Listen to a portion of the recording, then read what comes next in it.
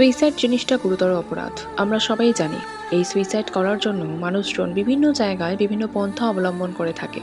তবে আপনি কি জানেন এই পৃথিবীতে এমন একটি জঙ্গল আছে যেখানে মানুষ চায় সুইসাইড করতে?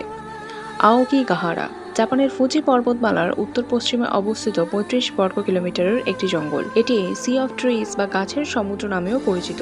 কিছু অদ্ভুত পাথর এবং কোনো প্রাণের অস্তিত্ব না থাকাতে সবসময় শুনশান নীরব এই বনটি পর্যটকদের আগ্রহের কেন্দ্রবিন্দু। জাপানি পুরাণ মতে এ বনে প্রেতাত্মারা ঘুরে বেড়ায় এবং এটি আত্মহত্যা করার জায়গা হিসেবে বিবেচিত। এ বন থেকে প্রতি বছর প্রায় ১০০রও বেশি মৃতদেহ উদ্ধার করা হয়। এই বনের মেঝে মানে জঙ্গলের মাটি প্রাথমিক আগ্নেয় শিলা দ্বারা গঠিত, তাই এখানে গর্ত করা খুবই কঠিন। এই জঙ্গলটি জাপানিদের কাছে আত্মহত্যার সবচেয়ে জনপ্রিয় জায়গা এবং সারা পৃথিবীতে দ্বিতীয়। আত্মহত্যার জন্য আমেরিকার সান ফ্রান্সিসকোর গোল্ডেন ব্রিজের পরেই এর অবস্থান।